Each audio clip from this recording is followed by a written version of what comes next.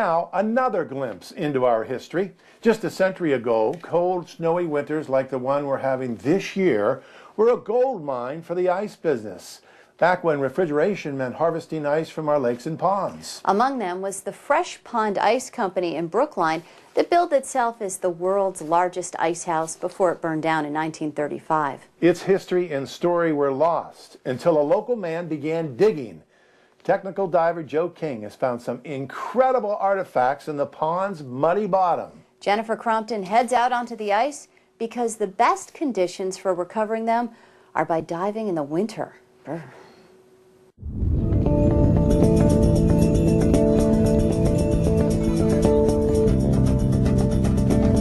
The wind chill is near zero on the frozen cover of Brookline's Lake Potanipo as Joe King pours warm water into his only protection from the elements. This just stops the initial shock, makes it a little bit better. 5 minutes later, it's a cold place to be in a wetsuit. His volunteer crew has cut a triangular hole in the thick ice. The corners make it easier to get out. From permits to equipment, everything about this archaeological quest involves precise planning. I'm an engineer by trade. I'm an explorer by DNA. Loaded with gear, he slips into the cold darkness below. It's a dive he's done some 80 times here over 5 years. He won't find this opening again on his own, though. Trusted tenders armed with 100 feet of rope and necessary levity are his lifeline. Joe's a nut. I mean, plain and simple, it takes a lot to let somebody tie a rope to you and go diving in 6 foot of visibility where you can't see where you came from, and hope they pull you out. Yeah, I agree. We're providing backup support for Joe's ice deck today. Volunteer rescue divers from the New London Fire Dive Team are there, just in case. Everything's done by book. Joe King is a technical diver and dive trainer whose passion is diving to shipwrecks, like the Andrea Doria. So when he moved to Brookline several years ago, he naturally did some diving in the local lake and began photographing and marking and mapping the locations of some artifacts that caught his attention. He did some on-land digging and discovered they were remnants of the world's largest ice house that moved here in 1890 and burned down, records and all, in 1935. It was called the Fresh Pond Ice Company. Thus began the FPI project.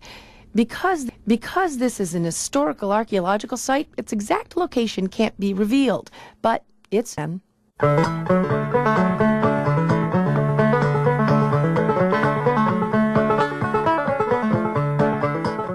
The ice house was enormous. At its peak, according to some sources, it housed 80,000 tons of ice. According to other sources, 100,000 tons of ice. Ice harvested here was heralded for its purity. And the first step they would do is they would come along with plows, horse-drawn plows, and they would scrape the slush and they would scrape the snow off the top of the ice. The next step was to come along with a groover, and in the early days it was a horse-drawn ice groover. There could be upwards of 100 people out on the ice, people working up-down saws, people using caulking bars and bar chisels and canal needle bars. Floating chunks would be pushed along a canal that led to a 100-foot pier. It housed an elevator where the ice would be shaved into uniform chunks and moved up into the giant warehouses. Fresh Pond, they supplied mostly the Boston area, Cambridge, Somerville with ice throughout the year, mostly in the summer months. And there was a train track that came all the way up right to the ice house that they would load the boxcars with ice and take it right down to Massachusetts and for distribution in the Boston area. The tools of the trade tell the story. With artifacts mapped over the years and permits in place, the recovery process could begin. On this day, Joe dug up and floated to the surface a partial saw blade, and then went back down for something else. This is called a bar chisel, and when this gets cleaned up, I'll actually be able to get the manufacturer's mark off it if it's actually on there. When I grabbed this artifact, and I tied the line onto it, and I was trying to come back, and I noticed that the rope was tied, my tether was tied to, or wrapped around some trees. So I had to let go of the artifact, I had to dive down and I had to wiggle between some trees and scrape onto the bottom of the mud to get under a tree and free the rope. He takes artifacts home first for conservation and preservation, a multi-step cleaning process and hours of research to identify and tag them. Then he takes them to the Brookline Historical Society. 42 are finished, with another 20 on the way, and every piece has its own story. So between the company mark, the owner, and a user mark, this is a very interesting tool. I don't get paid for this. I've got thousands of dollars sunk into this already, just on this one project. The reason I do it, it's for the history. This is a foreign environment down there. You might as well be on Mars. But to go down there and pick up an ice tool that maybe a human being hasn't touched in over 100 years is just kind of interesting. Joe actually dives in the fall and spring too, but prefers the winter.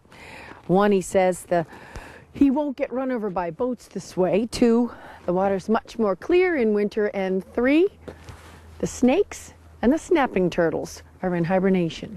And snapping turtles are particularly, you have to be careful with, because there's nothing in the water faster than the head of a snapping turtle. They snap fish in mid-flight or mid-swim. And if they latch onto you, you're now fastened to the bottom of the lake by an anchor because they don't like to let go. He's seen a rare species of freshwater sponge in Lake Potanipo, something he's never encountered in a lake before. And after nearly 40 years of diving, he's pretty much seen it all. I don't have to travel to Malaysia or any other place, and I've got just as good a diving here. The history is just as good, if not better. I only used a third of my gas, not even. He's a world explorer looking for adventure, who's found it right at home.